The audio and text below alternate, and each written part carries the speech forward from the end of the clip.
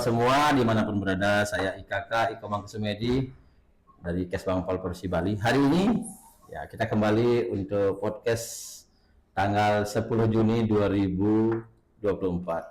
Ini sudah berkali-kali kita podcast kerjasama dengan Literasi Digital Akademik. Hari ini saya hadir bersama host jauh ya, mahasiswi dari Toronto, Kanada.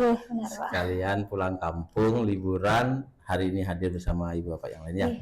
Nanti silakan dipimpin, dan hari ini kita sangat berbahagia melaksanakan podcast ini di Badan Kesbang Pol Provinsi Bali tentang wawasan kebangsaan. Saya mewakili Pak Kaban menyampaikan terima kasih kepada seluruhnya. Seluruhnya akan kita laksanakan podcast sampai dengan tanggal 17 Agustus 2024. Memaknai hari kemerdekaan Republik ini. Baik, adik silahkan mulai ya. Hormat bangga untuk semuanya. Baik, halo semuanya. Jadi hari ini hari Senin tanggal 10 Juni 2024, saya sebagai host dari KB Akademi Literasi Digital akan memandu acara podcast pada hari ini bersama Laskar Bali Santi dan Aliansi Masyarakat Pembela NKRI. Perkenalkan dulu, saya Putu Penka Putri Widyastari sebagai host hari ini, biasanya dipanggil Pia aja. Dan hari ini saya akan memandu acara pada hari ini. Mungkin dari Bapak dan Ibu sebagai salah satu penggerak wawasan kebangsaan literasi digital, bisa diperkenalkan dulu mungkin dari Laskar Bali Santi, bisa diperkenalkan organisasinya dan mungkin tujuan organisasinya yang berkaitan dengan literasi digital dan wawasan kebangsaan. Oke, silakan Bapak.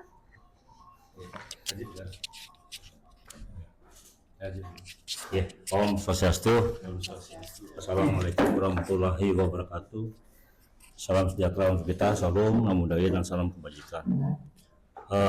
Kami dari Laskar Bali Santi, khususnya di Kesekjenan, sebelah kanan saya Pak Yogas sebagai selaku sekjen dan saya sendiri selaku wakil sekjen Jikgiri.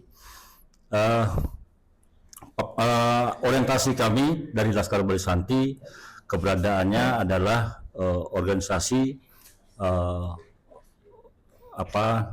masyarakat yang berorientasi kepada sosial religius. Jadi di mana fondasi kami dari Laskar Bali Santi adalah tetap mengawal Pancasila sebagai dasar pijakan kami, dan sosial dan religius, nah itu tidak setara. Nah, kami kedepankan yang lebih besar persentasenya adalah religiusnya lebih besar, jadi 60%, 40% itu adalah sosialnya. Itu dulu dari kami Laskar Bali Santi, keberadaannya dalam rangka untuk ikut serta bersinergi bersama pemerintah, TNI dan Polri, begitu juga termasuk dengan ormas-ormas lain dan warga masyarakat. Mungkin bisa dilanjutkan ke Aliansi AMP NKRI, silakan Ibu. Baik, terima kasih. Selamat pagi semua. Om Swastiastu. Assalamualaikum, salam sejahtera untuk kita semua. Namo buddhaya, shalom, rahayu, rahayu, rahayu untuk kita semua. Cantik sekali hostnya ya. Terima kasih. Senyumnya itu ya. Ibu juga gak kalah cantik Ibu. Senyumnya anak Bali, guys, Bali ya. Oke, kembali lagi supaya nggak tegang. Iya. Jadi perkenalkan, nama saya Niketut Mira Andayani. Panggil aja nama saya Mira. Bu Mira, iya. Iya, atau mungkin yang saat ini banyak mungkin pada tahu Mira Baliku ya. Mira Baliku, boleh juga ya. Jadi mempertegas kalau saya adalah 100% orang Bali. Orang Bali. Ya,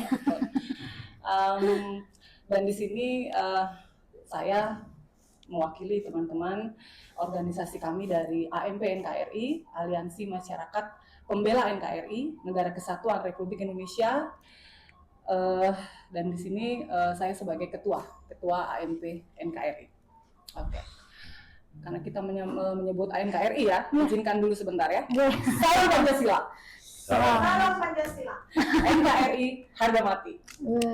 Ada slogannya ya. Iya, jadi kita itu sebenarnya bagus banget slogan itu. Jadi Iya. kalau setiap saat kita sebutkan itu dimanapun kita berada, jadi kita teringat lagi kan Dengan identitas diri sebagai bangsa Indonesia. jati diri kita. Betul. Benar banget. Nah, kembali lagi di sini peran serta kita di sini hadir di organisasi AMP NKRI ini di tengah-tengah masyarakat. Jujur aja usia AMP NKRI ini sebenarnya kayak masih baru lahir sebenarnya. Baru lahir ya? Baru lahir. Jadi kalau kayak bayi tuh mungkin ngomong pun masih mama, papa. Oh, sangat baru ya berarti Sangat ya, Kak, baru. ya? Jadi mohon dimaklumi jika ada bicara-bicara saya nanti selaku ketua AMP NKRI mewakili organisasi kami, jika ada yang kurang, ada yang salah, ada yang berkenan di hati, tolong dimaklumin karena saya cuma rakyat biasa ya. Seperti itu. Jadi di sini hadirnya kami itu sebenarnya kegiatan sosial udah pasti. Saya yakin semua organisasi juga pasti selain spiritual yang luar biasa dari beliau, juga kita fokusnya itu adalah sosial. Kenapa sosial? Karena kita di sini kan kebanyakan emak-emak ya, ibu-ibu. Nah, ibu-ibu ini pintar semua menyisihkan rezeki gitu kan. Maksudnya tidak menyinggung bapak-bapak juga ya. Maksudnya adalah kita gitu, sumbangsi gitu. Jadi kita kumpulkan itu, kita rutin bahkan tidak sebulan sekali gitu. Kita berusaha seminggu sekali gitu. Ada yang memang kita expose, ada yang tidak gitu. Tapi kalau sebulan sekali itu pasti dapat aja sekali kita mengenons. Karena gimana pun juga kita kan harus laporan kepada mereka ini. Karena kita kan juga tidak sendiri di sini gitu. Jadi ada donatur-donatur juga seperti itu. Nah, ada yang khusus lagi, yang paling penting adalah sesuai dengan namanya kami, yaitu Aliansi Masyarakat Pembela NKRI. Itu kita saat ini tuh benar-benar lebih fokus ke anak-anak ya, generasi penerus bangsa. Generasi penerus Jadi, ya. betul. Jadi bagaimana kita semua tahu ya, kita kan semua sedang mempersiapkan generasi emas tahun 2024. 2045, Iya betul. Iya. Ya. Jauh ya ke depan, tapi dari sekarang kita udah harus siap semua. Jadi alangkah bagusnya. Walaupun kami namanya AMP NKRI, tapi saya di sini juga pribadi berharap semua kalangan. Jadi mungkin saya pakai bahasanya, maaf Bapak PJ Gubernur Bali saat ini. Jadi saya curi sedikit kata-katanya ya, yaitu bagus sekali kata-kata beliau, yaitu ngerombel. Jadi ngerombel itu kan nggak mesti ngerombel untuk ekstrim, kemiskinan ekstrim atau budaya.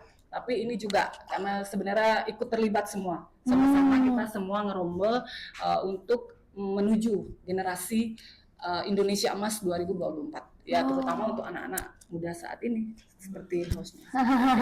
Jadi mungkin nanti lebih dalam lagi kita jelasin apa yang sudah kita lakukan atau apa bagaimana walaupun kita berusia bayi seperti ini. Karena salah satunya kita udah ke sekolah-sekolah juga seperti itu, bukan hanya sosial. Tapi untuk pendidikan dan generasi mudanya juga sudah dijamah ya sama sudah, NKRI. bahkan sudah ada beberapa itu bekerja sama gitu, berkolaborasi dengan perguruan-perguruan tinggi. Seperti tadi saya bilang, karena kita memang tidak bisa sendiri, memang harus ngerombol. Tapi yang pertama itu kita minta bantuan perguruan tinggi. Jadi ada dosen atau siapa yang memang rela mengabdi tulus, tanda kutip tidak dibayar. Jadi memang mau sama kita sampai nyebrang-nyebrang laut. Kita kan ke sekolah-sekolah ini memberikan pendalaman tentang tadi wawasan sejarah bangsa, Pancasila, literasi ya juga ya. tentang NKRI itu, dan apakah sekolah itu emang benar nggak, mungkin sekolahnya emang sudah benar ngajarin guru-gurunya, tapi kita nggak tahu anak-anak ini apakah menangkapnya dengan baik atau persepsinya gitu. Panjang jadinya nanti lagi ya, itulah intinya tidak jauh-jauh dari momen kebangsaan. Wah, sangat keren ya dua organisasi dari bapak dan ibu-ibu yang punya semangat tinggi sekali ya untuk wawasan kebangsaan dan juga menopang literasi digital anak muda. Nah, teman-teman semuanya, pendengar podcast setia, hari ini kita bakal membahas lebih dalam ya mengenai dengan kegiatan apa saja sih yang sudah dilakukan oleh Laskar Bali Santi dan juga AMP NKRI dalam kaitannya dengan wawasan kebangsaan dan literasi digital.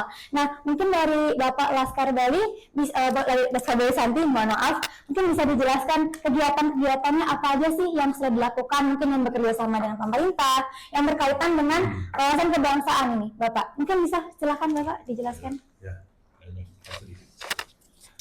ini Om Swastiastu. Bahagia sekali rasanya hari ini ya. Kemarin hujan lebat, sekarang tiba-tiba terang benderang. Sebenderang hati kita, sebenderang wajah kita. Iya, benar itu Pak. Baiklah, yang hadir pada malam ini terutama dari maknya Jelita yang bawa acara. Kami dari Laskar Bali Santi yang kebetulan saya adalah sudah disampaikan tadi sama Haji Giri dan beliau juga sebagai sekretariat dan sekaligus sebagai wakil saya Nggih. di Sekjen. Ya pada dasarnya di Laskar Bali Santi kita sudah hampir mau mendekati usia 22 ya. 22 Ya, tahun. Wow, sangat 22 muda tahun ya, ya. sangat senior dengan jumlah anggota hampir semua ada di seluruh kabupaten di Bali. Wah. Bahkan di luar pun kita ada di tetangga kita. Sudah menyebar nggih ya kalau gitu ya. Sangat itu.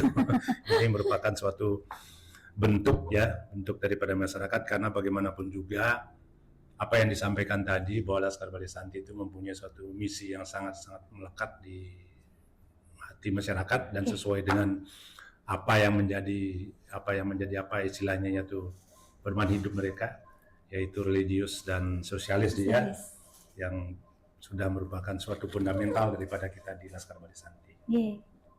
Kegiatan selama ini sesuai dengan yang sudah disampaikan itu, bahwa memang banyak kita mengarah ke sosialis, ya, memberikan setiap kegiatan seperti donor darah yang merupakan rutin bagi kita semua sebagai aksi kemanusiaan. Bagaimanapun juga setitik darah itu mungkin Bu Mira juga sering kita ajak kerjasama ya, itu hal yang sangat mulia sekali, dan itu agenda yang tidak bisa dikutik itu. Oh, Sama sekali kita nggak ada kutik. Dalam agenda tertentu juga di setiap DPC, bahkan di setiap ulang tahun kita di Laskar Bali Santi, kita juga wajibkan yang seluruh daripada porlap, seluruh daripada ketua DPC itu melakukan aksi kemanusiaan. seperti donor darah yang tadi Pak ya. Aksi kemanusiaan di samping donor darah, ya bersih-bersih ke tempat sembahyang, yang berikan bantuan sembako, bantuan asuhan dan lain sebagainya. Ya tetap kita harus kerjasama dengan Masyarakat sekitar, nggih. kepala desa, aparat desa lah, ya, aparat keamanan juga seperti itu, biar kita bukan kita mengekspos ya, karena ini merupakan suatu bagian daripada program kerja kami di setiap tahun maupun setiap ulang tahun daripada DPC selalu melakukan aksi itu. Untuk kemanusiaan dan Untuk kemanusiaan, sosialnya ya sosial Pak ya. Persembahyaan bersama itu merupakan suatu kewajiban sesuai dengan keyakinan kita masing-masing, sudah banyak sekali kita lakukan seperti itu.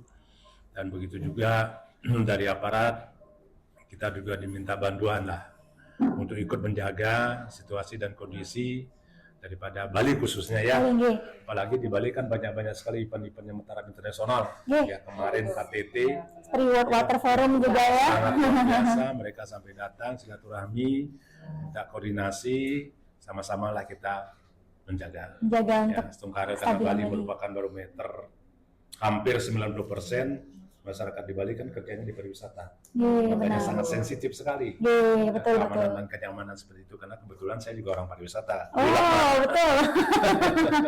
Sudah tahu ya Pak ya kalau begitu. Saya udah pariwisata puluhan tahun saya di pariwisata.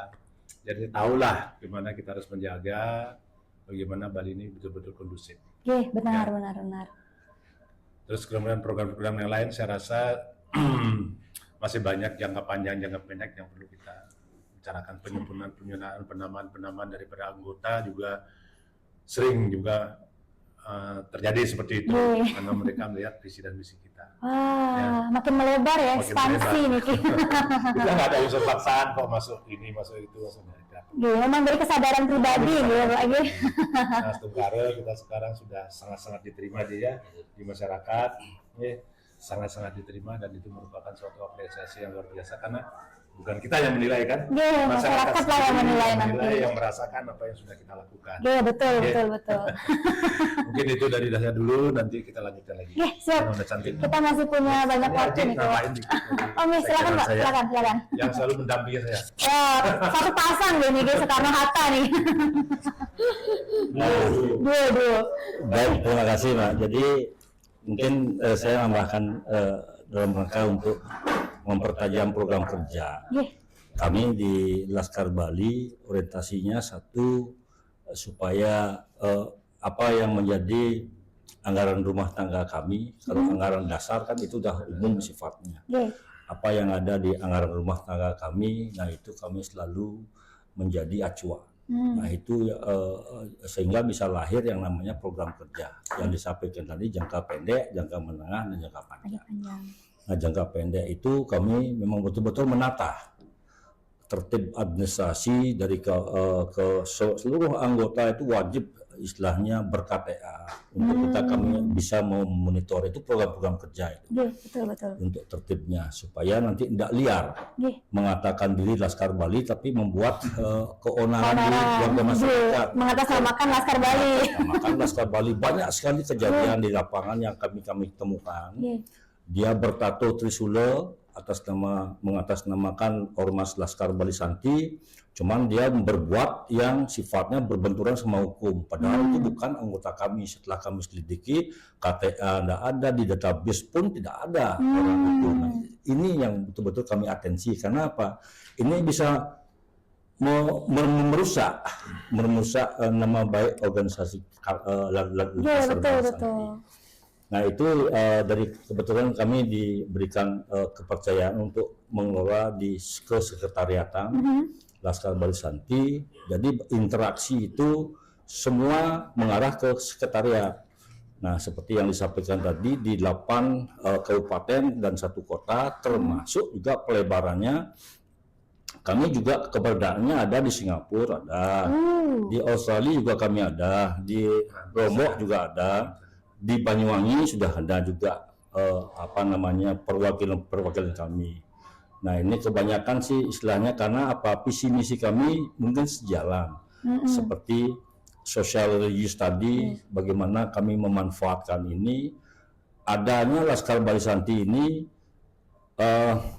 bisa bermanfaat bagi warga masyarakat. Itu yang menjadi tagline kami. Makanya kita di Laskar Bali Santi itu mempunyai tagline Satyo Nindihin Bali.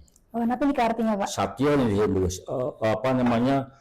Setia berjuang untuk mempertahankan tanah Bali. Tanah Bali. Wah. Supaya enggak emang organisasi lain yang tidak berkepentingan di Bali itu contohnya untuk merusak dan lain sebagainya, kamilah garda terdepannya. Dan maka untuk mengawal, karena bagaimanapun juga Bali menjadi kearifan lokal, kami pandang sebagai daerah destinasi pariwisata yang betul-betul kami kawal. Karena sedikit riak di Bali itu dia akan mendunia. Ya, nah ini benar. yang menjadi atensi kami sebenarnya. Makanya di mana ada Laskar Bali Santi, di situ stabilitas, keamanan, baik sekarang ini yang ada unsur-unsur yang sifatnya kayak yang bertentangan lah sama ajaran agama kita, dan keamanan yang menjurus kepada mengganggu stabilitas negara, khususnya di Tengah Bali, kayak teroris dan sebagainya, dia ngontrak dan sebagainya di kos-kosan sebagainya. Nah ini tugas kami untuk kami teruskan kepada garis bawah sampai ke bawah supaya ikut peduli. Kalau memang itu ketahuan, segera laporkan ke kontak center, khususnya ke sekretariat. Nanti sekretariat itu yang akan menyampaikan ke pihak terkait supaya tepat sasaran, dan kami arahkan juga jangan melakukan tindakan apa. Karena kewajiban kita ini sebagai warga negara yang baik mesti harus peduli. Take care, kita ambil kepedulian itu supaya tidak sampai terjadi kasus kayak bom Bali dan sebagainya. Nah bagaimana? Karena anggota kami yang mayoritas yang jumlahnya sekitar 20.000. Nah ini supaya banyak bergerak di pariwisata. Kalau ini kacau kayak kemarin, contohnya waktu corona itu kan banyak sekali yang dirumahkan. Nah kami miris itu, anggota-anggota kami itu banyak yang nganggur dan sebagainya. Ini yang kami khawatirkan kemarin akan terjadi. Yang namanya kita manusia, kalau perut tidak isi pasti macam-macam pikirannya. Nah ini yang kami kawal. Nah sehingga sampai sekian tahun lewatlah istilahnya situasi ini, syukur-syukur dari Laskar Bali Santi tidak ada membuat keonaran dan lain sebagainya. Justru lebih semangat lagi untuk mengawal tanah Bali ini. Solidaritasnya makin tinggi ya Pak. Betul ya. Karena kami menganut di Laskar Bali itu menganut sistem garis komando. Nah, apapun, tidak ada cabang-cabang. Kalau cabang-cabang susah untuk menentukan tolak ukurnya. Betul. Garis komando. Begitu ada apa situasinya, garis komando itu yang kita menjadi panutan. Nah, sehingga sampai didengar sampai ke grassroots. Nah, ini yang kami banggakan sebenarnya, adanya di Laskar Bali yang sudah umurnya 22 tahun, bentar lagi Oktober ini akan menginjak ke 23 tahun nih, Oktober ini. Jadi itu program-program yang kami laksanakan pun yang jangka pendek itu tetap mengacu kepada sinergi bersama program-program pemerintah. Termasuk juga beberapa rumah juga kami sudah sempat bedah kemarin. Terus tapi tetap kami evaluasi, tidak asal bedah rumah, supaya memang betul-betul tepat sasaran. Pada yang membutuhkan ya Pak. Pada yang membutuhkan benar. Jadi yang memang betul-betul rumahnya kami lihat dari sudut kemanusiaan, mungkin nih kalau ada angin nih, agak kencang dikit nih akan roboh rumahnya. Artinya begitu dia tidur lelap malam itu dia ditimpa rumah itu nyawa ini gitu kan. Orientasi kami begitu evaluasinya, sehingga kami gelontorkan dengan urunan seluruh anggota mengumpulkan dana untuk melakukan bedah rumah itu. Nah, mendekatkanlah program itu dengan pemerintah. Jadi seperti itu kami keberadaan kami, sehingga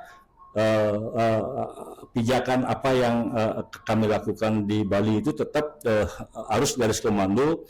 Setiap ulang tahun Korlap, setiap ulang tahun DPC, apalagi pusat gitu, selalu ada muatan sosialnya.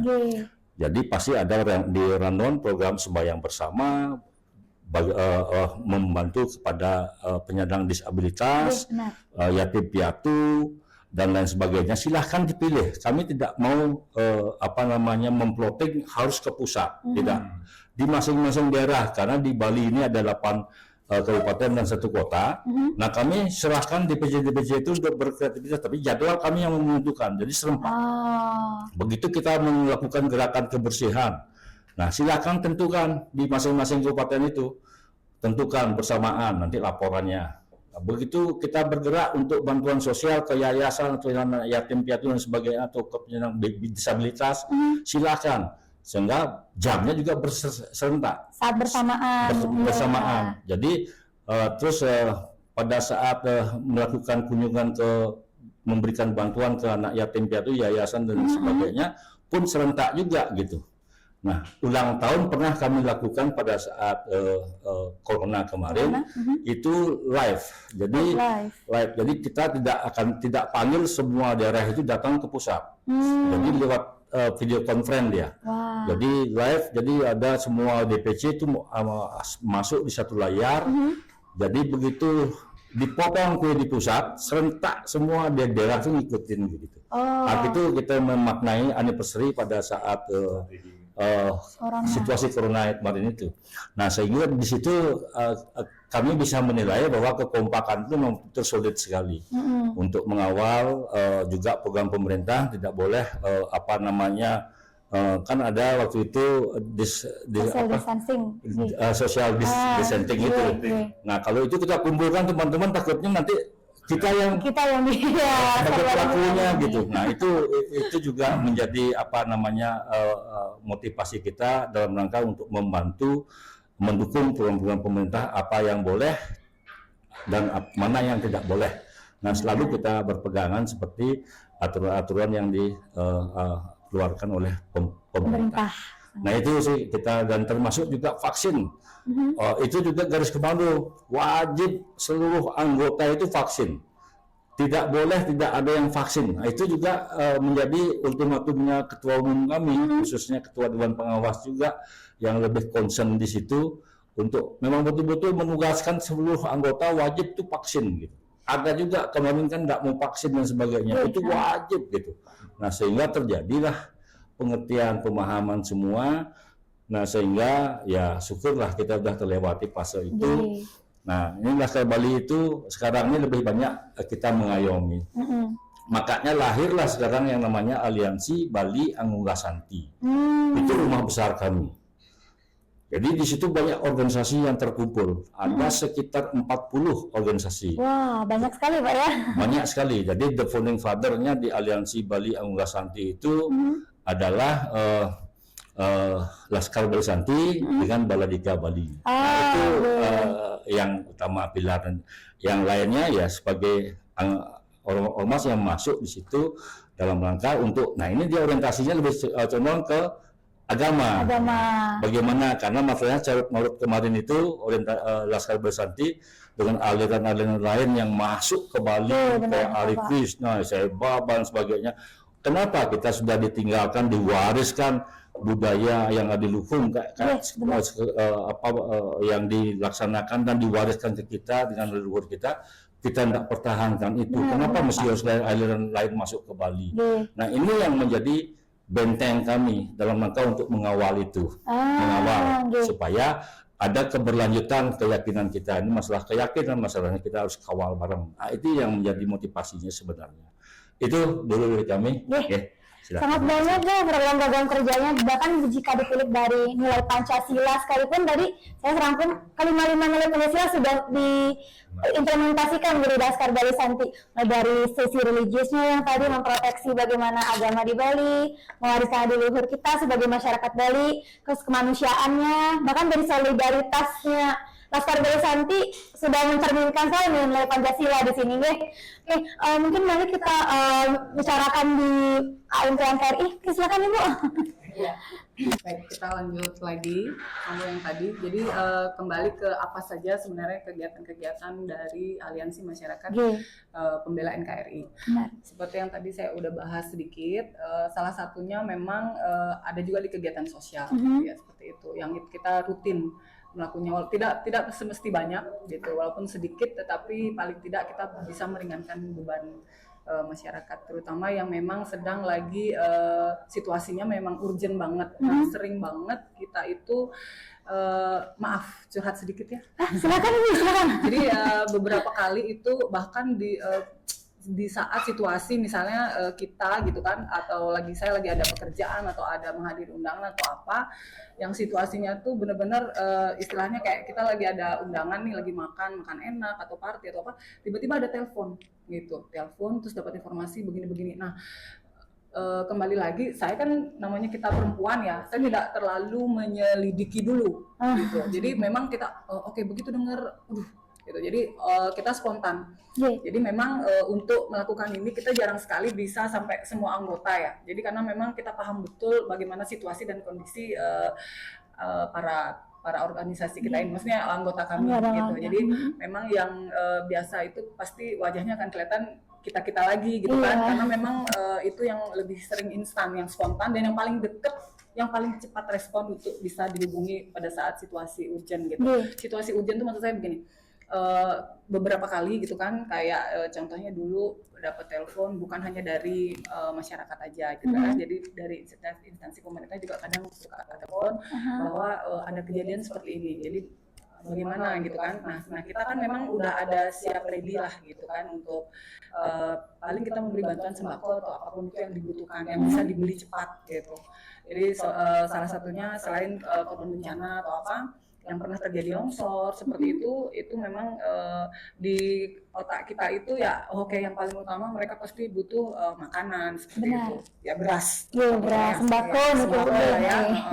Nanti yang lainnya mungkin setelah kita nanti membicarakan ke tim atau apa, nanti kan bisa nyusul lagi. Paling seperti itu. Makanya maaf sekali kalau setiap karena ada sindiran juga, nyumbangnya cuma sedikit tapi kok kayaknya gimana gitu kan. Nah, di sini saya pengen agak lebih mempertegas sedikit, bukan masalah sedikit atau banyaknya, tapi yang jelas bagaimana kita bersikap cepat tanggap gitu. Jadi hari itu benar peduli.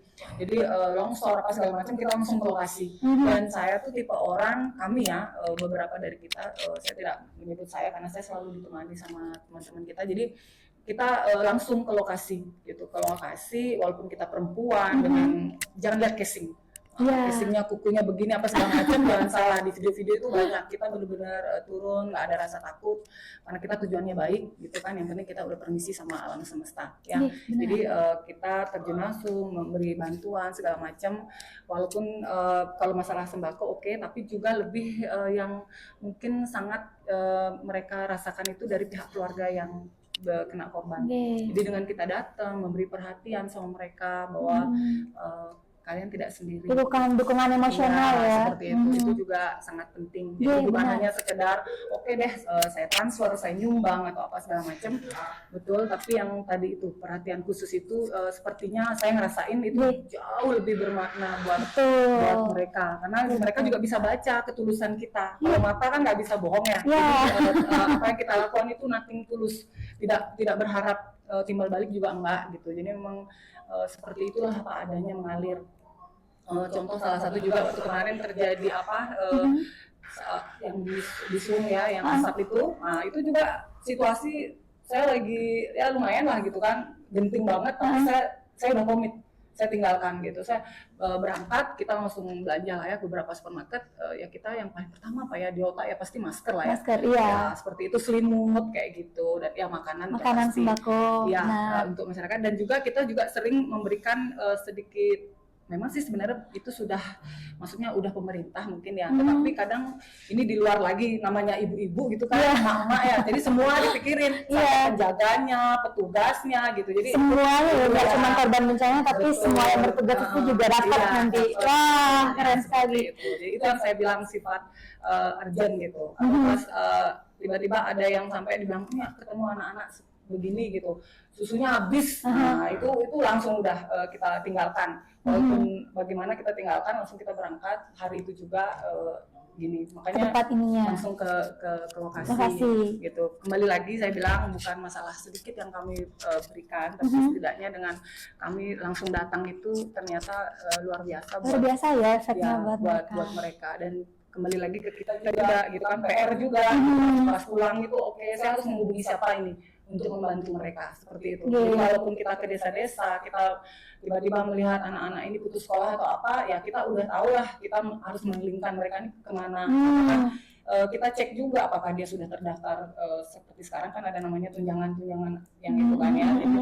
Jadi apakah sudah atau belum, kalau belum di mananya sangkut. Nah, pada saat kembalinya itu sebenarnya PR-nya yang banyak, Astungkare ada jalan untuk mereka, jadi kita bisa ngeling-ngelingin kayak gitu. Bisa langsung membantu gitu ya. Kalaupun misalnya ada untuk anak-anak ini semua, itu pun juga harapan kita, bagaimana kita ngelingin, apakah kita cari pemilik hotel atau yang sifatnya memang kita udah tahu nih karakternya donatur, gitu. Nggak jadi donatur tetapnya anak-anak ini seperti itu. Jadi kembali lagi karena bukan melihat ya curhat lagi, ada sindiran juga soalnya itu NKRI dari mana sih duitnya, kayak itu hanya kita tidak membuka namanya dapur ya, masa kita mau buka ini bukan masalah di sini kita tuh mampu atau tidak gitu. Jadi kita semua kan pasti berpikir lah ini kemana, akhirnya terbantu gitu, kita menjembatani gitu, seperti itu. Tapi tetap kita pantau, bener nggak sih yang orang yang kita hubungi ini bener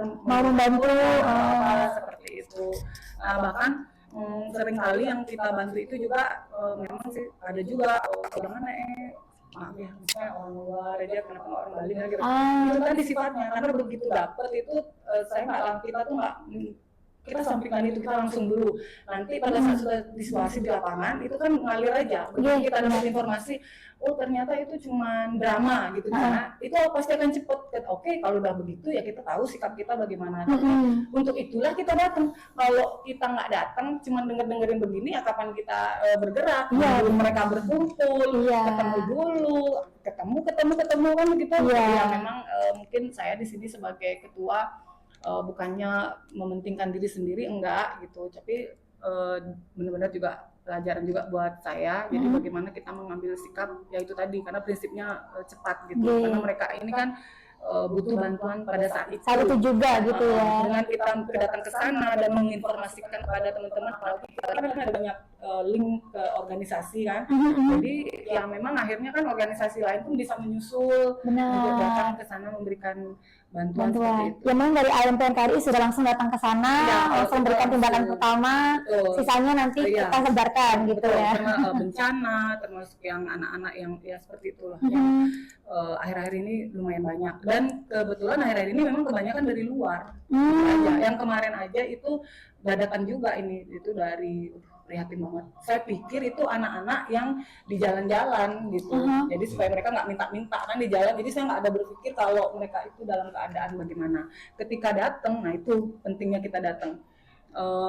itu semua itu saya benar-benar kita nggak bisa ngomong ya, benar-benar nangis. Situasinya memprihatinkan. Kenapa? Karena bagi saya apa yang diderita sama anak-anak ini, penyakit yang diderita sama anak-anak ini itu nggak layak untuk mereka. Karena ini kan masih bayi ya, maksudnya mereka tuh sampai ada yang maaf ya organ dalam tubuhnya yang tidak bagus gitu, jadi yang terkena gitu, maksudnya kayak liver atau apa kan. Jadi kita lihat sendiri tubuhnya sampai kuning atau banyak lah ginjal apa namanya. Di pikiran saya kalau yang saya seorang ibu ya, maksudnya ini awam ya, jadi sakit-sakit seperti ini kan biasanya terjadi sama yang udah gini, tapi kok bisa bayi nih gitu. Jadi walaupun setelah itu dapat laporan ternyata itu entahlah mau itu drama atau tidak, tapi karena ngelihat langsung gitu kan, ya jadi kita tetap berikan bantuan. Ya, itu yang sosial. Dan terus kembali lagi karena itu dengan namanya AMP NKRI, ya kita juga udah dari awal sampai saat ini dan untuk seterusnya kita memang komit kembali lagi kita fokus ke pendidikan itu tadi, karena persiapan generasi penerus bangsa yang tahun emas 2045 tadi itu gitu kan. Jadi memang kita salah satunya adalah dengan datang ke sekolah-sekolah gitu, ke sekolah-sekolah memberikan istilahnya begini, kan di sekolah-sekolah inilah tempatnya mereka bersekolah kan, untuk maksudnya mendapatkan pendidikan ini. Apakah memang udah atau bagaimana, apakah persiapannya memang bagus atau enggak gitu. Dan bahkan kita sering juga itu biasanya pada saat liburan sekolah itu pernah kita sampai ikut sama mereka tour gitu, salah satu tempat itu objek wisata di Bedugul. Nah di sana pada saat bermain pun kita sempetin, setelah itu kita sempetin untuk memberikan banyak-banyak pertanyaan yang bisa menjawab, dia dapat hadiah kan, pasti suka tuh. Seneng anak-anaknya. Dan pertanyaannya itu pun tidak jauh dari masalah tentang kebangsaan. Seperti itu. Jadi itu dia, karena menurut saya ya pendidikan itu sangat penting ya. Dan bagaimana kita itu mencetak generasi bangsa yang penerus bangsa ini yang benar-benar berkarakter. Jadi yang benar-benar paham tentang ya tadi itu sejarah bangsa, Pancasila, undang-undang, begitu juga dengan NKRI. Seperti itu. Jadi apalagi sekarang ini kan bulan Juni ya. Ya kita tahu Juni itu adalah salah satu peringatan kita untuk beliau Bapak Bung Karno ya. Tapi juga jangan lupa Juni itu adalah momen yang penting calon-calon siswa. Ya, jadi mereka mencari sekolah. Iya, penerimaan siswa baru. PPDB. Iya, ya kan bulan Juni ini kan. Jadi itu penting juga momen ini gitu. Menjadi perhatian ya. Kalau bisa sih saya bagaimana caranya gitu kita itu mencetak anak-anak generasi bangsa ini. Mungkin dengan salah satunya adalah kalau bisa tuh mereka ditampung semua gitu loh, supaya tetap melanjutkan. Kayak tadi saya udah bilang nomor 2, nomor 3 sekian dulu deh. Yang penting anak-anak ini semua adil merata semua sekolah gitu ya. Jadi mereka bisa sekolah melanjutkan, karena kita bisa mencetak generasi penerus bangsa ini. Karena memang lewat pendidikan ini salah satu jalan untuk memberikan pemahaman Pancasila tadi, tentang sejarah bangsa, NKRI ini. Wawasan kebangsaan. Karena kalau di luar dari sekolah bisa saja, tapi mungkin agak boring kali ya, seperti itu. Nah, itu juga riskan ya Bu ya, itu apa yang disampaikan orang lain itu benar pemahamannya. Benar. Jadi memang itu penting banget sebenarnya. Tadi kan sudah singgung PPDB ya, di mana PPDB itu bisa merangkul menampung semua gitu, supaya mereka tetap melanjutkan. Ya gimana lah solusi yang terbaik supaya tidak setiap tahun itu selalu kedengeran kisruh gitu. Jadi kayak kisruh itu maksudnya mereka itu memperebutkan sekolah negeri lah, sekolah ini lah, sekolah itu. Padahal kalau bisa nih gitu kan, bagaimana supaya image sekolah negeri itu bisa lebih murah atau gratis atau apa segala macam. Jadi itulah yang bikin jadi ribut ini kisruh. Bagaimana supaya dari pihak bisa dari pemerintah juga supaya bisa tegas. Tegas itu begini, ngambil sikap bahwa jangan dibeda-bedakan sekolah negeri dan sekolah swasta itu. Gitu. Jangan kotomi lah gitu. Jadi sama ratakan aja gitu. Jadi kan prinsip kita cuma satu. Kita mau anak-anak ini semua bagaimana sekolah. Gitu. Jadi karena dibeda-bedain inilah akhirnya ada yang putus asa. Ya, ada kesenjangan di situ. Ada yang begini, ada yang begitu alasannya. Bukan karena dia tidak ada uang loh, tidak sekolah. Hanya karena dia tidak diterima di sekolah itu. Gitu. Iya. Jadi bagaimana supaya juga orang tua kan namanya pengen bahagiain anaknya nih. Gitu. Jadi kayaknya karena tidak diloloskan atau apa gitu ya. Kalau bisa gitu kan, dirangkul lah ini semua. Kalau memang masalahnya di sekolah swasta dianggap lebih mahal atau apa, mungkin instansi pemerintah bagaimana lah caranya supaya Sama subsidi. ya gitu subsidi ya. atau bagi subsidi silang atau apalah, pasti ada itu jalan keluar seperti itu. Atau mungkin sudah dilakukan tapi setahu saya masih tetap kisruh gitu kan. Jadi gimana ini gitu loh, masa sih ini masalah pendidikan loh, ini masalah generasi penerus ke depan gitu. Kalau memang benar-benar mau ditata dengan sangat baik di sekolah ini dulu, anak-anak ini dulu gitu. Nanti kalau kita yang udah maaf ya bahasa sekarang menyalawir, udah tua gitu kan. Udah tua ini kan pasti semua saya yakin jiwanya udah NKRI harga mati. Gitu, pasti. Benar. Pertanyaan besar saya, anak-anak ini paham nggak gitu maksud saya. Jadi ayo kita sama-sama gitu kan, mungkin bukan hanya instansi pemerintah, semua lah gitu, kita sama-sama memberi perhatian khusus gitu untuk anak-anak ini, gimana supaya benar-benar pemahamannya, jiwa nasionalisnya gitu berapi-api gitu, seperti itu. Jadi nggak akan ada lagi tuh demo-demo yang mau sampai bagaimana gitu kan, radikal atau apa. Ya, benar-benar. Itu salah satunya. Jadi kalau anak-anak ini sudah mindset dari kecil, kita ini selain di rumah, selain di sekolah, kalau udah berapi-api kayak saya ini kan nggak ada keinginan seperti itu. Kurang lebihnya seperti itu. Jadi memang selain sosial kita fokus ya itu tadi. Untuk pendidikan. Tujuannya itu tadi. Tetap sama ya tujuannya. Ya, tujuannya jangan sampai ada radikalisme itu. Di mana? Ya itu tadi. Kalau yang ya kembali ke anak-anak generasi penerus bangsa itu, tolong beri perhatian khusus untuk di seluruh Bali, Indonesia juga gitu. Jadi ya siapa lagi ya? Iya, kalau mereka gitu. Jadi ya seperti itu kurang lebihnya. Mungkin Bendahara mau menambahkan? Bendahara saya. Udah rangkum semua ya. Iya, jadi seperti itu, dan kita tetap komit akan tetap lanjut. Kita udah sampai bukan hanya di Bali, kita udah menyeberangi lautan, sampai ada istilahnya itu warning sama kita nggak boleh nyebrang laut karena katanya waktu itu emang benar kapalnya begini begitu. Tapi gimana ya, tetap aja kita berangkat Karena sudah komitmen ya. Iya, kita berangkat, kita tetap bawa bingkisan dan segala macam untuk anak-anak itu gitu kan, ke sana kita datang. Jangan salah, ternyata tidak semua sekolah juga sih yang benar-benar paham gitu kan. Bersyukur juga kita datang gitu. Bukan ada yang salah dengan sekolah dan gurunya, tapi kita nggak tahu situasi anak ini gitu. Tapi dengan ngelihat wajah-wajah kita datang, gila ibu itu sampai berapi-api ngomongin Pancasila. Saya yakin begitu pulang dia akan cerita sama orang tuanya. Pasti ingat, dia berkesan. Iya. Itu loh, ada yang bilang tante lah, apa dan segala macamnya, yang rambutnya pirang gitu loh. Itu gila loh mama. Memang ada yang menciptakan itu orang tuanya. Sampai kapan saya pergi kemana tuh ada yang ingat. Ini bulan kemarin ya. Dia itu password gitu. Sampai dalam password, ibu itu lewat. Ini ada mati katanya. Apa yang terjadi tau nggak? Bukan sih saya ajem ya bahasa Balinya, enggak gitu, karena saya tersentuh aja gitu.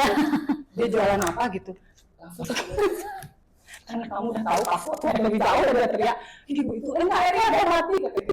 Bener-bener juga saya digituin. Ya udah ada tuh cerita-cerita lucu seperti itu. Jadi mereka benar kan Bisa menginfluence gitu ya. Mungkin mereka di luar dugaan ya gitu kan. Makanya saya tadi bilang jangan lihat casing lah ya. Iya.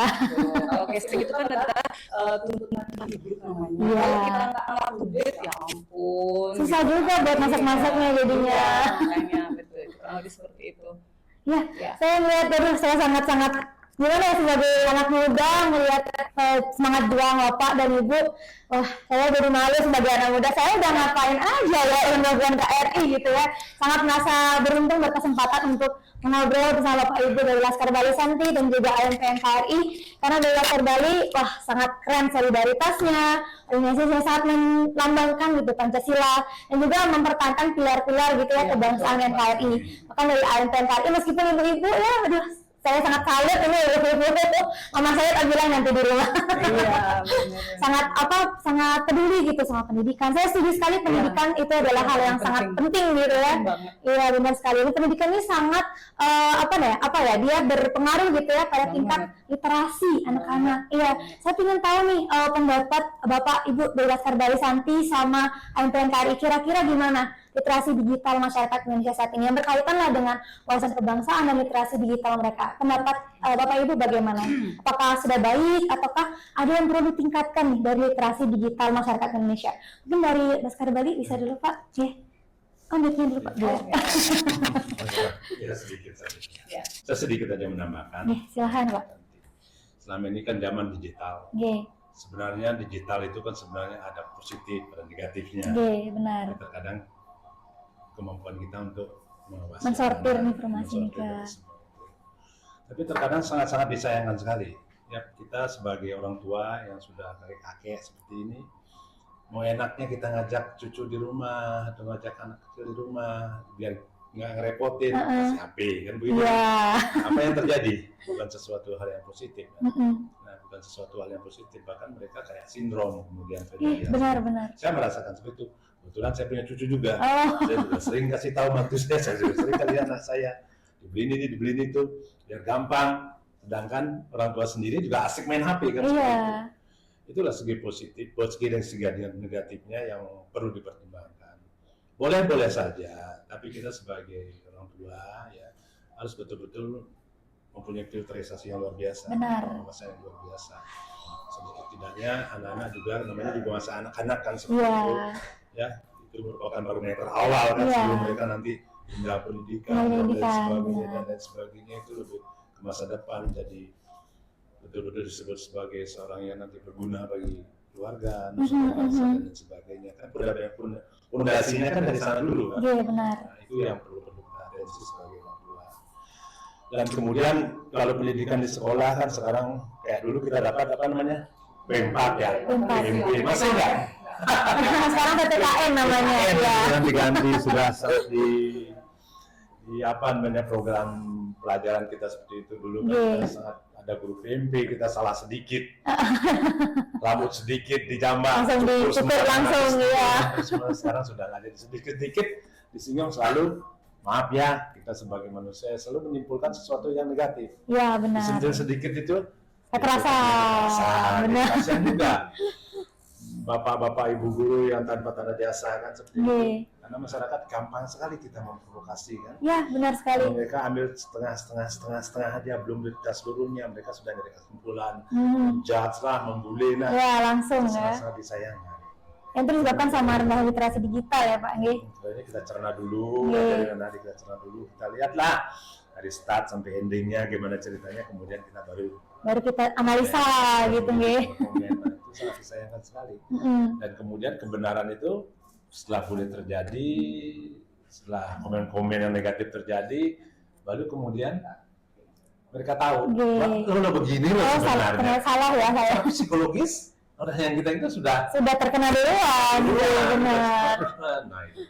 Maka dari itu ya mari kita awasi generasi kita dari kecil, terutama anak cucu kita yang sekarang, bagaimana terutama menjaga diri bagaimana betul-betul dia bisa mencintai dari keluarga dulu lah.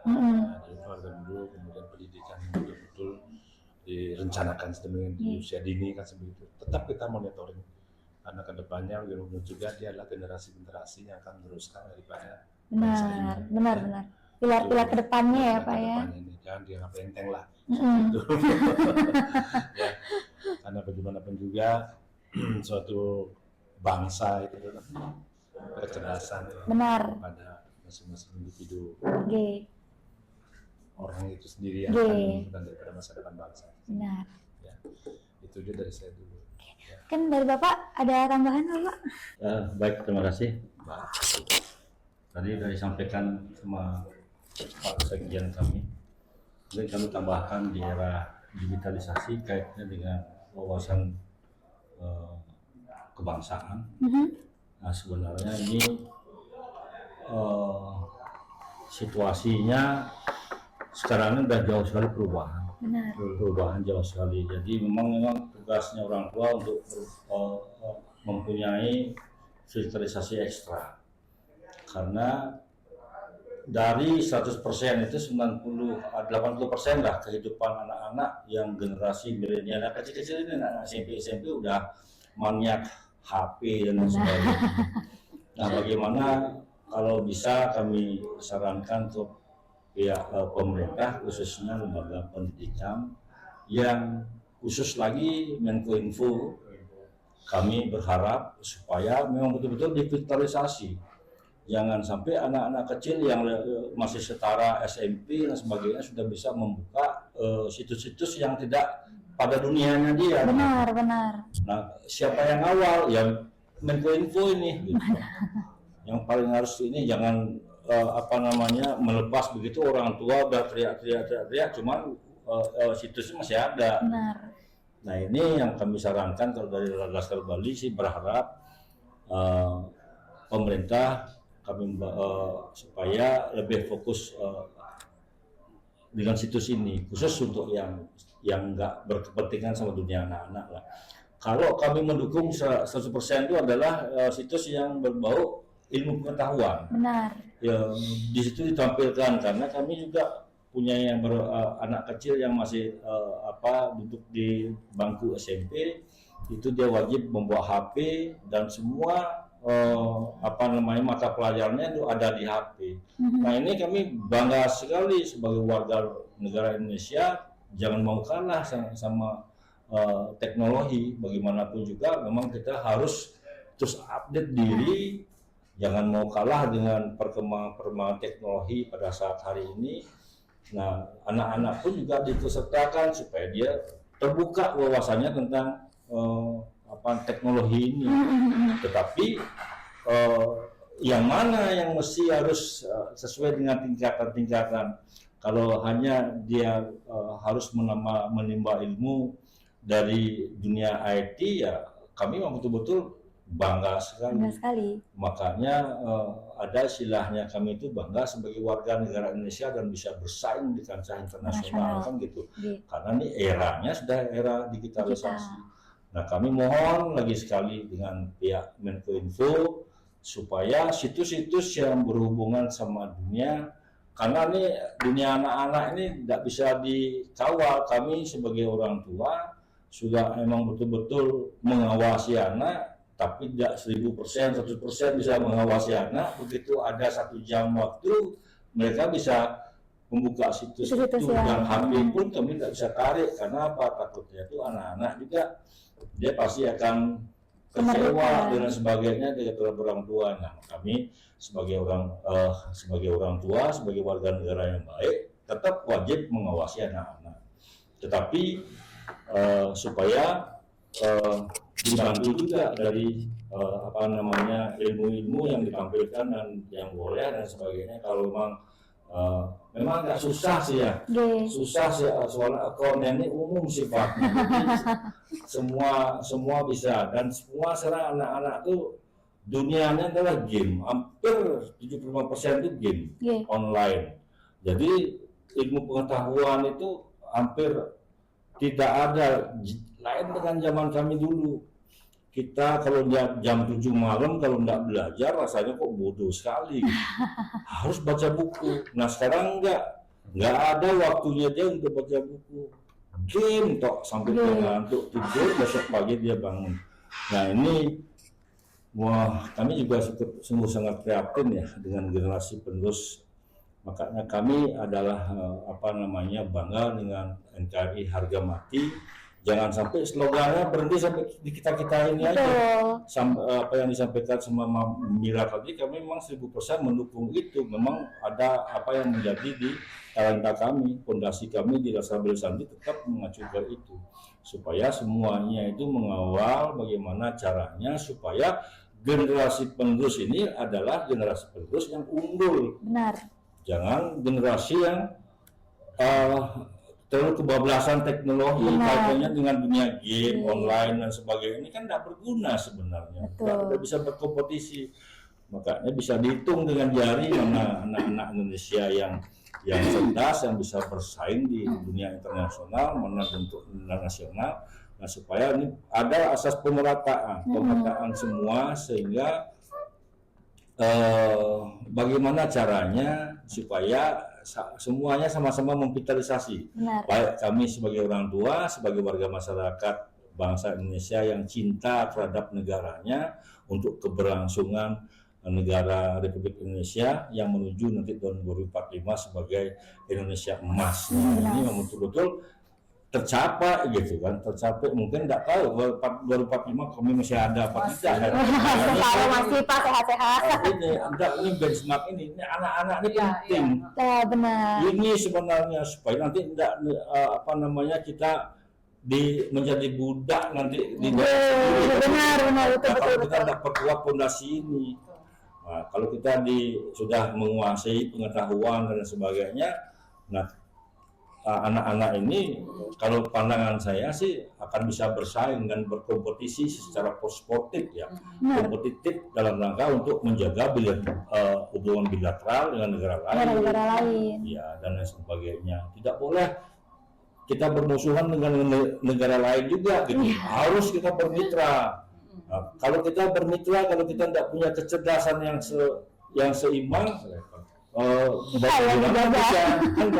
nggak bisa terjadi hal seperti itu. Makanya ayo kita cetak generasi penerus kita menuju generasi emas 2045 betul-betul tidak terkontaminasi dari situs-situs yang berbau yang tidak sesuai dengan ranahnya dia, supaya dia memang betul-betul fokus dengan tupoksinya adalah situs-situs yang mengandung ilmu pengetahuan Dan perkembangan diri gitu ya Pak ya. Nah, karena juga kami juga di anggota juga sarankan tolong jaga kawal anak-anak masing-masing jangan kebablasan juga kan, memberikan pegang HP cuman tidak dimonitor. Tetap kita monitor, cuma sebatas mana kita bisa monitor dan sejauh mana begitu kita cek juga di HP-nya. Anak-anak itu juga pintar juga buka situs. Situs apa itu? Dia cerita sendiri. Wah, itu tidak pada dunianya. Jadi artinya dia sudah mendoktrin. Begitu dia buka, dia sudah mendoktrin, otaknya sudah enggak sesuai dengan ilmu pengetahuannya. Nah, ini akan jadi lumpuh ke depannya. Nah, ini yang kami khawatirkan. Ayo kita sekarang sebagai orang tua membantu pemerintah dalam rangka untuk mengawal ini anak-anak ini menjadi memang betul-betul generasi unggul. Ya, khususnya kearifan lokal kalau kami ya tetap orientasinya yang pada awal umumnya khususnya adalah Bali. Sebagai barometer kami yang di Bali, tetapi tetap kami cinta Indonesia secara nasionalis Indonesia dan umumnya untuk kita keluar ke internasional. Benar. Kan gitu. Tidak bisa kita menutup mata berkutat di Indonesia aja. Benar. Dan Bali, Indonesia maupun internasional. Itu kira-kira dari kami. Ya. Sangat luar biasa ya ininya. Berarti dari ini bisa disimpulkan menurut Bapak Laskar Bali memang literasi digital masyarakat Indonesia terutama yang anak-anak ya. Betul. Itu masih perlu diawasi karena banyak sekali hal-hal buruk gitu ya yang mungkin pasti perlu untuk diperbaiki dan juga diarahkan supaya untuk generasi emas gitu Pak G. Mungkin dari Ibu Bu Merah. Benar. Sebenarnya sih sudah diborong semua, tapi nggak apa-apa. Saya tambahin lagi sedikit. Lebih kembali lagi ke kita di sini yang organisasi AMP NKRI ada di tengah-tengah masyarakat. Itu berhubung dengan digital. Itu benar banget. Itu masih sangat kurang. Kalau harapan kita, terutama saya pribadi, pengennya sih setiap baru bangun pagi itu bagaimana ada slogan-slogan pemersatu bangsa gitu loh maksudnya. Maksudnya kayak berlomba-lomba lah, maaf ya. Jadi kita semua ikut berlomba-lomba gitu, bukannya berlomba-lomba bikin konten yang bagaimana gitu. Jadi apakah itu lewat TikTok atau apa gitu yang menyempatkan diri yang ada hubungannya dengan konten-konten Pancasila. Intinya kita bersatu di media sosial. Di media sosial kita bersatu menyuarakan tentang kebangsaan ini gitu kan. Jadi kalau itu akan sangat bagus sekali. Salah satunya begini. Jujur aja itu pertama kali demo mahasiswa Papua ingat ya, maaf saya. Sebenarnya AMP NKRI itu banyak sekali disalahartikan. Gitu. Disalahartikan itu awal-awal itu kita dipikir AMP itu mahasiswa Papua ya. Jadi sebenarnya bagus juga gitu kan, karena waktu itu begitu buka medsos itu banyak sekali itu beritanya, demonya mereka. Bagi saya itu sangat ini ya bikin pecah ya. Jadi muncullah kita AMP NKRI ini, Aliansi Masyarakat Pembela NKRI ini, yang maksudnya terus bikin kegiatan-kegiatan positif yang mana waktu itu setiap minggu sekali kita salah satunya ya di sini kita di Kes Bangpol. Jadi jujur aja itu juga salah satunya untuk menepis dari radikalisme gitu tadi. Benar-benar penting lewat media sosial itu, karena kita semua pasti dari baru bangun ambil HP, sebelum tidur juga pasti ambil HP. Jadi memang disitulah sebenarnya penting perannya itu, kita semua bersama-sama untuk bagaimana menenggelamkan konten-konten yang ada unsur bikin pemecahan, kebencian dan segala macam. Jadi dengan mungkin dimunculkanlah nasionalis ini gitu kan, jadi luar biasa bagusnya. Apalagi sekarang kan bulan Bung Karno pas banget. Apakah juga nggak mesti cuma organisasi kok yang maksudnya bikin kegiatan bendera-bendera atau apa, mungkin di sekolah-sekolah juga kan jadi rame itu kan gitu, saling berlomba-lomba gitu. Aku loh saling mengklaim dirinya aku nasionalis banget kayak gitu-gitu misalnya kan, itu juga menarik sekali, bisa bikin menenggelamkan yang influence yang positif gitu ya, dan juga yang mengeliminasi yang radikal-radikal tersebut. Benar itu. Ada satu pautnya juga dengan AMP NKRI ini. Begitu kita muncul, wow ternyata yang muncul malah ibu-ibu kan gitu. Mungkin ini dari bendahara kita Ibu Ulan, ada tambahan? Tidak ada? Atau wakilnya? Oh silakan Pak. Baik, terima kasih atas waktunya. Perkenalkan saya Anak Agung Putu Putranya, sering disapa Agung Alit Mangku, dan sebagai wakil AMP NKRI. Tentu saya ingin tambahkan sedikit karena itu saudara Tian juga diri, ada keluarga juga. Jadinya saya sedikit menambahkan tentang digitalisasi. Pemahaman tentang digitalisasi memang sangat pesat sekali. Kalau kita tidak mengikuti perkembangan ekonomi, digitalisasi ini sangat jauh tertinggal. Di saat saya waktu itu 2016 tinggal di luar, kita di Indonesia sangat tertinggal. Di sana udah dari 5G ke 6G, sedangkan 2016 kita masih 3G ke 4G. Jauh. Sangat jauh sekali tertinggal. Dengan teknologi perkembangannya di sini dan di negara luar sangat berbeda. Di sini kita masih memikirkan tentang perbedaan, gesekan-gesekan antar suku, adat dan agama terutama ya. Itu pada intinya sangat sedih dan miris saya lihat di saat saya berpulang kembali ke Indonesia, di Bali. Di sini perkembangan yang dilihat secara nyata, perkembangan anak-anak. Jadi mental anak-anak itu tidak turun-temurun langsung dari pewaris dari orang tuanya, tapi waris dari digitalisasi dari media. Dia pun ketik apapun dia bisa dapat dari informasi. Dan mental anak-anak itu akan berubah dari tergantung dengan apa yang dia cari. Benar. Nah itu ya. Sekarang dulu mungkin di zamannya kita di tahun 90 atau tahun 70-an 80-an kita punya moral karena masih ada pelajaran PNP, pendidikan moral Pancasila. Di saat ada perubahan ke kurikulum, nah itulah banyak hal yang kita dapat, perubahan dari segi mental anak-anak, lupa tentang sejarah, tidak tahu gimana perjuangan bangsa kita dulu, pahlawan-pahlawan kita dulu untuk mempertahankan NKRI, negara kesatuan Indonesia ini.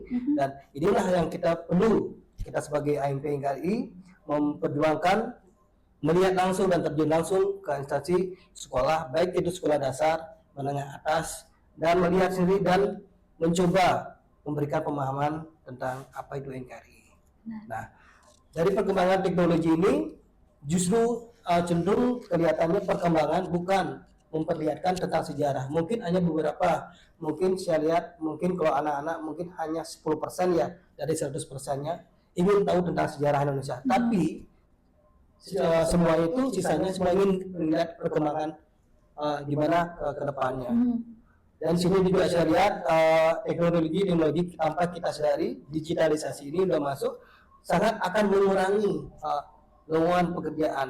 Mungkin dari pihak perbankan, kalau kita lihat kita pakai uang digital loh sekarang, otomatis teller bank itu kan akan hilang, terhapus. Mesin-mesin udah masuk, tinggal taruh uang, mesin udah masuk, kita udah nabung.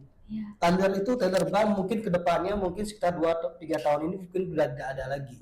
Nah itu tanpa kita sadari karena perkembangan teknologi yang sangat pesat ini, sedangkan di luar sana udah sekitar 2016 kita baru memperbaiki. Kita perlu banyak, mungkin anak-anak kita perlu kita ajak keluar gimana perkembangan di sana agar kita bisa melihat apa kekurangan yang ada di Indonesia. Betul. Itu sih tambahan untuk saya tentang pemahaman tentang digitalisasi. Digitalisasi. Nggih. Terima kasih. Sangat diverse ya pandangan Bapak Ibu sekalian. Saya sangat merasa beruntung sekali mendengarkan pendapat Bapak Ibu sekalian.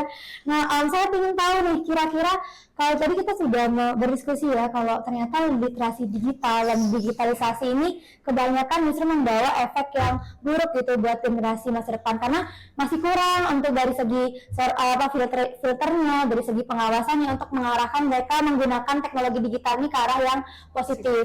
Kira-kira dari Bapak Ibu mungkin dari Laskar Bali sama AMPN KRI, kira-kira apakah ada gitu saran yang bisa diberikan kepada teman-teman kita yang mendengarkan podcast ini, bagaimana caranya kita tuh menghindari penipuan karena rendahnya literasi digital. Misalnya sekarang ada penipuan berita hoax, berita bohong, gampang sekali ya, tadi sudah disampaikan oleh Bapak, sangat gampang memecah belah kita sebagai karena kita bahwa NKRI adalah salah satu pilarnya adalah persatuan ya, dan dengan adanya rendahnya literasi digital ditambah ada hoax seperti ini gitu ya, akan dengan sangat mudah memecah belah kita. Mungkin saya ingin mendengar saran dari Bapak Ibu sekalian, bagaimana caranya kita menghindari dan mencegah ya seperti ini itu terjadi seperti itu. Mungkin dari Bapak bisa ini hoax.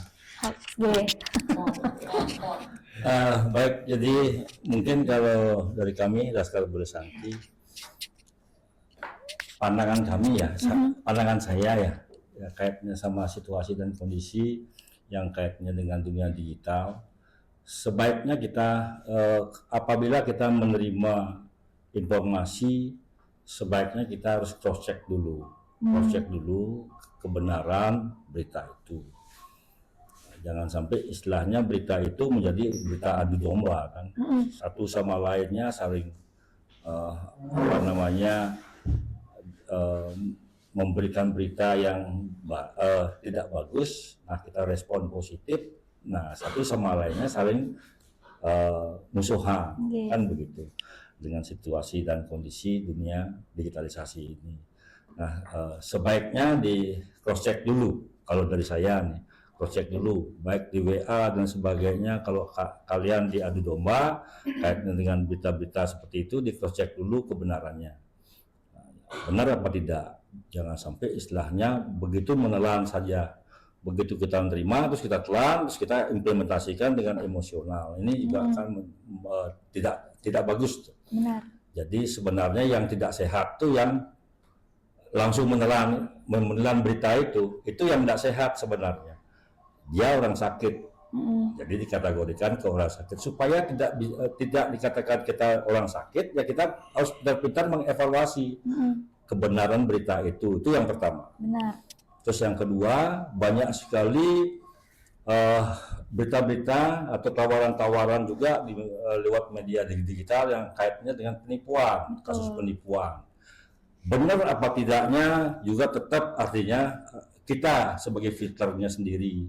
Jadi teman-teman yang sebagai filteran sendiri harus pintar-pintar mengawal dirinya sendiri, jangan sampai termakan hasutan terhadap berita-berita hoax itu.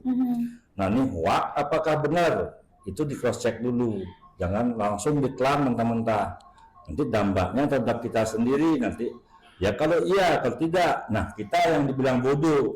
Apakah kita mau dibilang bodoh? Nah kalau tidak mau, ayo kita filter itu diri kita masing-masing. Berperan ke kita aja sebenarnya menerima berita-berita dan sebagainya, karena ini sudah teknologi seperti begini, digitalisasi dari mana-mana aja ini semuanya sudah dan sebagainya, baik yang jahat, berita yang jahat, berita yang benar, berita yang tidak benar, itu banyak sekali berseliweran di media sosial. Nah kalau dari saya, satu adalah diri kita harus pintar menseleksi, mensaring, memfilter berita itu benar apa tidak, hoax apa tidak. Kalau dia hoax jangan dihiraukan, berarti kita jadi orang pintar. Kalau dia hoak, kita benarkan, berarti kita jadi orang bodoh. Nah, itu aja. Apakah mau kita jadi orang bodoh? Apakah kita mau jadi orang pintar? Kalau kita mau jadi orang pintar, filterisasilah diri kalian sendiri. Jangan pernah termakan oleh berita hoak maupun penipuan-penipuan yang sifatnya akan merugikan diri kita sendiri. Nah, itu dari saya. Mungkin Pak Yoga tambah.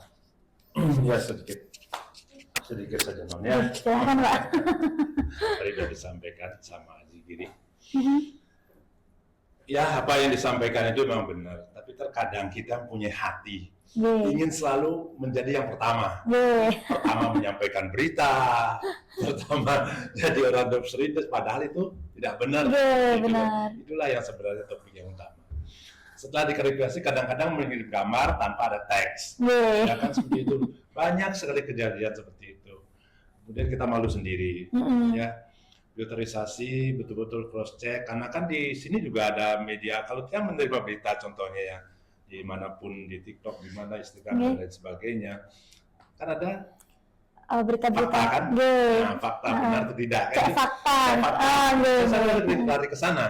Saya lari ke sana biar nggak malu kemudian saya bilang fakta dan nah tidak benar kan itu ya sudah ditahan, kelemahan kita jangan diteruskan, karena diteruskan itu seperti itulah jeleknya kita sebagai manusia, selalu ingin memberitakan, menjadi orang yang pertama gitu kan, sampaikan sama teman, share langsung tanpa di cross check dulu kebenarannya.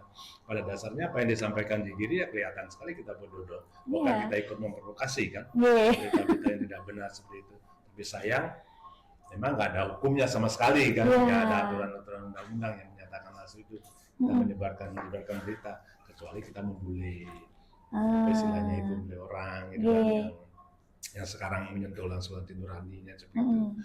Baru kemudian diproses kan begitu, diadukan. Itu pun kalau orang yang merasa apa yang disampaikan itu memang tidak benar. Tidak benar, dirugikan gitu ya. General mereka entah dari mana beritanya.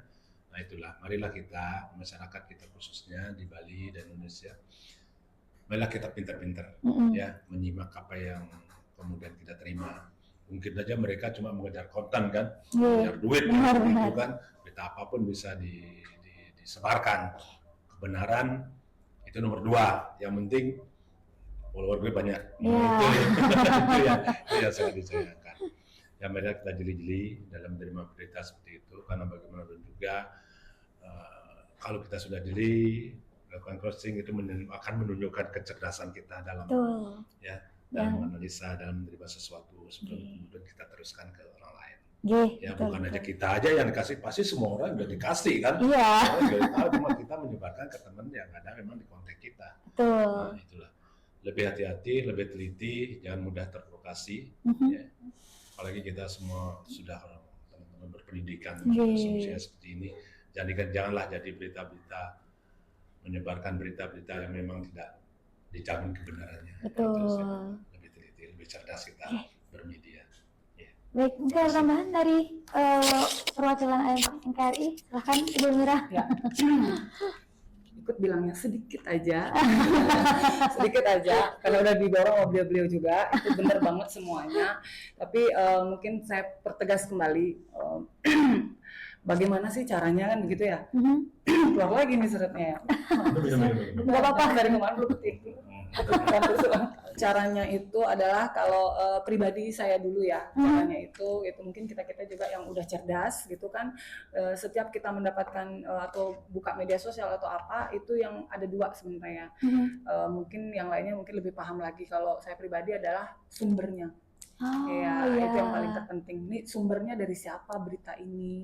Habis itu kan paling atas tuh pasti ada kan judulnya kan, si sumbernya ini siapa kan, seperti itu. Habis itu jangan dulu dibaca di tengah-tengah, langsung aja lewatin paling akhir. Kalau udah akhir kan biasa ada insting nih, bener nggak sih beritanya? Gitu. Ada paling akhir itu pasti ada yang bertanggung jawab. Tanggung jawabnya itu. Jadi tanggung jawabnya siapa? Pasti ada kan yang ini penulisnya atau siapa. Nah, itu salah satu cara untuk bisa kita membedakan hoax atau tidak seperti itu kan. Jadi dan juga kalau misalnya kita menerima WhatsApp atau apa, seringkali itu kita lebih teliti lagi apakah ini sudah di forward sampai ribuan. Nah itu tanda tanya. gitu loh. Kalau forward yang banyak itu juga kan ini ya gitu loh, maksudnya ini apa nih gitu. Itu dua hal penting itu sih sebenarnya singkat aja sih, karena pada saat situasi kita lagi nyetir atau apa kan kita nggak bisa berpikir terlalu banyak nih, sepintas saja apa nih gitu kan. Nah jadi tolong fokus aja ke ininya, sumber dan penanggung jawab atau yang menerbitkan ini atau siapa, cari itunya. Oh ini nggak mungkin main-main. Nah itu saya pikir itu lebih bisa dianggap cerdas gitu, daripada hanya asal membaca aja tapi belum jelas siapa sebenarnya sumbernya. Kalau kita udah tahu itu memang sumbernya memang udah benar gitu kan, ya it's okay kita kalau misalnya mau menginformasikan ke siapapun. Tapi kalau bisa jangan dulu ke orang-orang yang belum kita pahami, yang kita anggap tidak ada visi semisi. Paling kan dengan orang-orang dekat dulu. Terutama saya selalu ke anak saya. Anak saya itu dia jeli banget, teliti banget. Kebetulan anak saya itu memang bukan hanya sejarah Indonesia ya, dia diajak bahas sejarah dunia pun benar-benar itu dia ajak jalan keluar apa segala macam, sampai dipikir anak itu sekolah di sana karena tentang negara itu pun dia paham sekali. Wah, sampai dia bisa nemuin kelemahannya itu. Pokoknya gila lah kalau sama dia itu. Jadi saya pasti sama anak saya. Anak saya tuh cepet banget ya, mami itu ini gitu, dan dia langsung kasih yang benar tuh ini, sumbernya yang benar tuh ini apa segala macam kayak gitu. Jadi itu yang pertama. Yang kalau lama dibalas, pastilah kita punya orang-orang terdekat yang kita rasa memang wow ini orang IT banget ya. Nah jadi kita share dulu ke situ. Begitu it's okay. Kita juga pasti pengen menjadi orang yang pertama untuk share. Nah itu salah satu cara. Kalau saya pribadi seperti itu. Mungkin teman-teman saya juga mungkin mau menambahkan kesimpulan atau Cik Mangku sebagai wakil ketua, Cik ya, wakil ketua ada ini Pak? Baik, ada sedikit saya. Silakan Pak. Sangat benar sekali. Terkadang teman-teman yang memang kerjanya di konten memanfaatkan media tersebut. Betul. Dalam sebuah apalagi ada kejadian. Baik itu dalam hal politik atau lingkungan atau kejadian sesuatu lah. Nah, terkadang biarpun berita itu hoax, di sana dia akan mendapatkan uang yang dibilang Pak Yoga juga itu memang benar sekali. Mendapatkan follower yang banyak, itu pun pendapatannya pun akan meningkat. Apalagi siapapun atau artis atau mungkin ada sesuatu yang media yang lebih awal yang diberitakan, di sana dia akan mendapatkan uang lebih banyak. Betul. Dimanfaatkan media itulah digunakan. Di orang-orang yang pintar mencari celah dalam digitalisasi. Nah terkadang kita memang harus sedikit lebih waspada, yang dibilang Ibu Ketua AMP/NKRI, siapa yang memberikan lebih di atas yang mempunyai konten ini dan kita sumber narasumber dari mana, yang terus ada percakapan apa benar konten ini apa tidak, di sanalah kita bisa tahu secara detailnya. Real dan tidak real atau hoax berita ini. Nah itu sih masukan dari saya yang sering terjadi, itulah zaman digitalisasi. Siap nggak siap harus siap. Untuk mempersingkat ya, itu situasi emergensi kan. Kalau santai nggak apa-apa sih, baca dulu gitu. Pada saat kita lagi ngapain lah gitu, rapat atau apa kan, siapa tahu benar penting kan. Kalau memang itu sumbernya oke, terpercaya, langsung share. Tapi kalau tidak, sudah aneh-aneh gitu judulnya, tahan dulu. Kita pasti punya orang yang terpercaya, tahu tentang ada orang IT ya pasti itu. Berdiskusi gitu ya, benar. Itulah pentingnya komunitas berarti Bu ya, untuk saling yang satu visi misi. Jadi bisa tahu, oh ini bukan harusnya nggak disebarkan nih. Stop. Kita jadi salah satu garda yang menghentikan berita-berita penipuan, berita-berita bohong tersebut. Kemudian dari dari diri kita sendiri juga harus filter dulu ini beritanya benar atau enggak, dibaca dulu sebelum kita menyimpulkan, sebelum kita menjudge gitu ya, akan sesuatu kita simpulkan dulu gitu ya. Wah, saya sangat-sangat bagaimana ya? Saya sangat kagum gitu ya sama Bapak Ibu di sini, meskipun dari saya yakin pasti sangat tantangan sekali ya, berpindah dari zaman yang serba manual ke digital, tapi mempunyai pengetahuan yang sangat-sangat Saya acungkan jempol. 10 saya punya jempol 10 saya acungin.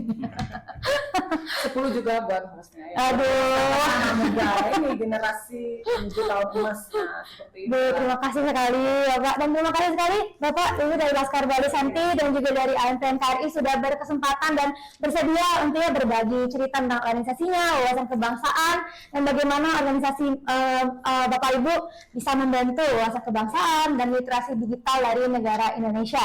Mungkin sampai sini dulu mungkin Bu ya. Seksama banget sudah hadir, dan untuk teman-teman yang mendengarkan podcast, terima kasih sudah mendengarkan podcast sampai akhir. Lebih kurangnya kita mohon maaf, saya sendiri sebagai host jika ada kesalahan kata yang baik sengaja maupun tidak sengaja, saya mohon maaf. Dan mungkin podcastnya kita dengan Om Santi ya, karena Mas Santi, Om Santi Om.